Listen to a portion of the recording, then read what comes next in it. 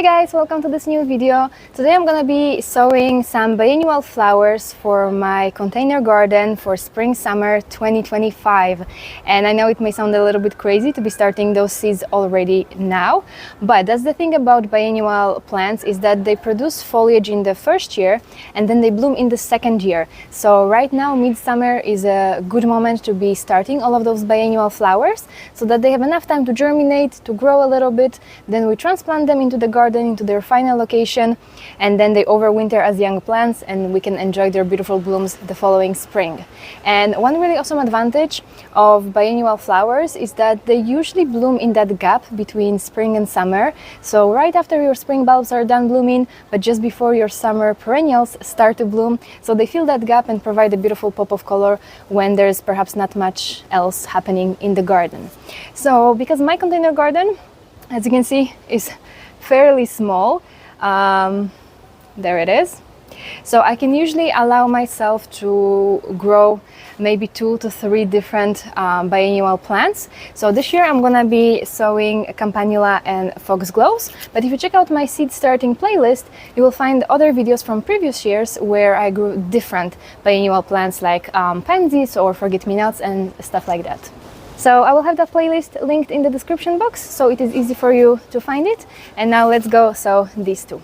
Alright, so here's my simple setup. I use pretty much the same stuff for all of my seeds.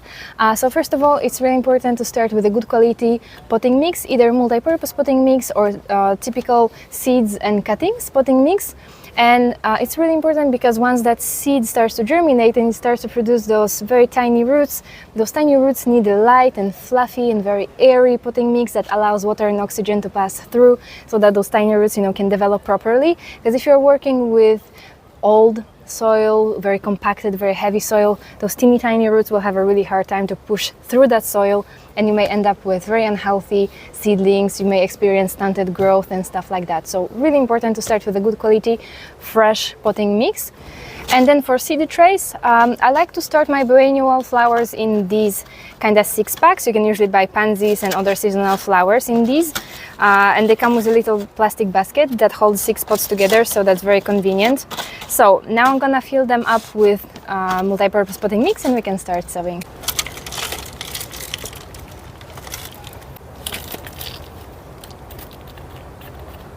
Alright, so why don't we start with Foxgloves first? Foxgloves are really amazing because they do well in full sun, in partial shade and in full shade. Obviously in full shade they may grow a little bit shorter, they may have slightly less flowers, but they are enjoyable nonetheless, and pollinators absolutely love them. Bumblebees are obsessed with them, and they bloom so beautifully between late spring and early summer. And the typical foxglove is pretty tall. They grow anywhere between 1.2 to 1.5 meters tall, but if your space is limited and you have only very small balcony or terrace garden, you can opt for those shorter cultivars, like for example the Foxy Mix that only grows 60 to 70 centimeters tall. And then there are the F1 hybrids mixes. For example, here I have one of the Dalmatian series, Dalmatian Peach, but there are also other colors in this Dalmatian series.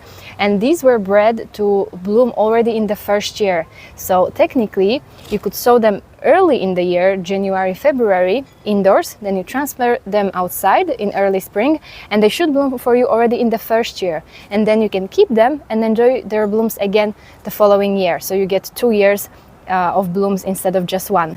And I was hoping to do it this year early in the spring, but I completely forgot. So now I'm sowing them midsummer as a traditional foxglove, as any other biennial flower. So let's give it a try. Alright, so the thing about foxgloves is that they are super tiny, like they are almost hard to see. That's how tiny they are, and that's why they need to be surface sown. So you can't bury them, you can't cover them with anything because they will not germinate for you. They need light in order to germinate, so we have to just gently sprinkle them on top of soil. Alright, so let's just try to spread them evenly. I'm sowing a couple of seeds in each cell. Obviously not every seed will germinate, so you always have to seed a little bit more than you need, but it's really hard to measure with these ones because they are so tiny. Okay, this should be enough. So I'm not gonna cover them, I'm just gently gonna press them so that they adhere to the soil, so that they don't run away with the wind. Just gently.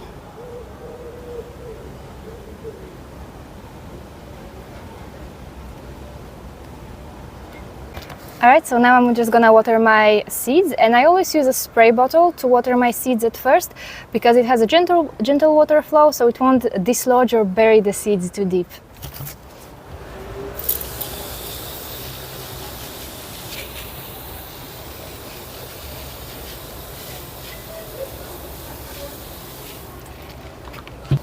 Alright, so because the seeds are on top of the soil, you know, the top layer of soil will dry out really rapidly, so it's really important to keep an eye on them and to sprinkle them with water and not allow the soil to fully dry out, because, you know, once the seed starts to absorb moisture, it starts to swell a little bit and it starts to slowly germinate. So if at any given moment during that germination process that seed is allowed to completely dry out, it's gonna shrink again, and as it shrinks, it can cut off those newly forming roots and that newly forming stem. So it's really important to keep the soil evenly moist and not allow the soil to completely dry out. So I usually just, you know, check on my seeds every couple of days. If I see that the soil starts to dry out, I sprinkle it gently with water. And what also worked for me in the past, I think I showed it either last year or the 2 years before. Sometimes when I sow Foxgloves, I use, you know, those clear plastic pastry boxes, you know, those that come with a lid. You can use that. You can just poke holes at the bottom, fill it up with soil, sprinkle your Foxglove seeds on top of it, and then you can gently water, close that lid, and it kind of acts like a small greenhouse, and it will prevent the soil from drying out too quickly. And then once the seed germinates, you can open that lid and you can, you know, keep watering as you normally would with other seeds. So Foxgloves should germinate in about 14 to 21 days, but for me they usually start to germinate after the first week. But yeah, you can allow them up to 3 weeks for germination.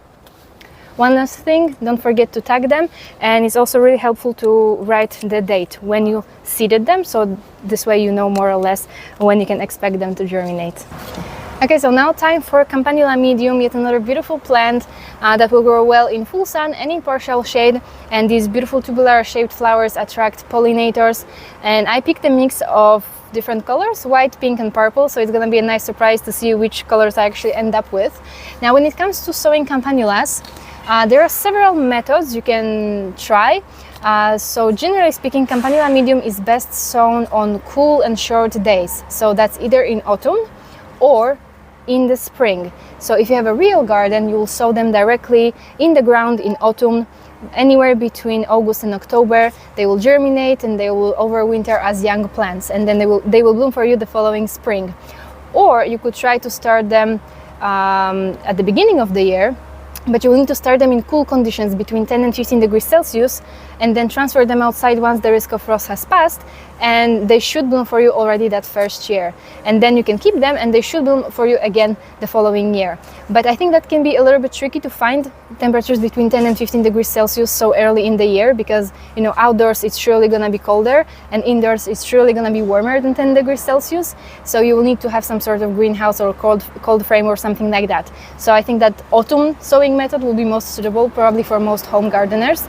But the thing is, I'm gonna try 2 methods this year. I'm gonna sow them directly in their final container in autumn, but I'm not a huge fan of sowing plants directly in their final containers. I usually prefer to start them in seed trays and then transfer those stronger seedlings into their final location.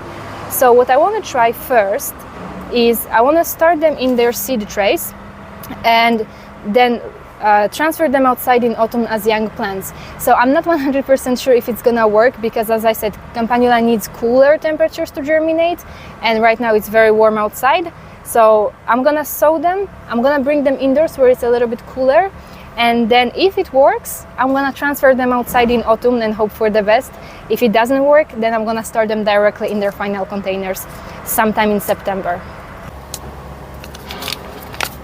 Okay, so I have plenty of seeds, which is great because this will allow me to make my little experiment. So I'm just going to sprinkle a little bit in each pot.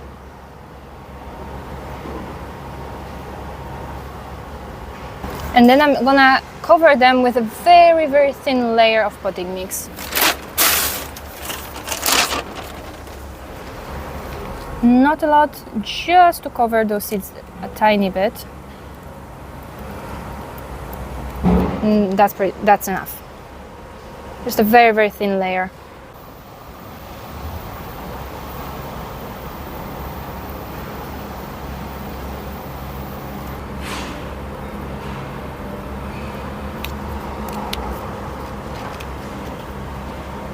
So Campanula should germinate in about 2 to 4 weeks, and as I said, if this little experiment doesn't work, that's okay. I'm just gonna repeat the exact same thing in autumn, and I'm gonna sow them directly in their final pot. So these are my 2 biennial flowers that I'm gonna be growing next year. It's not a lot, but as I said, my garden is very small and it's also pretty full at this point already.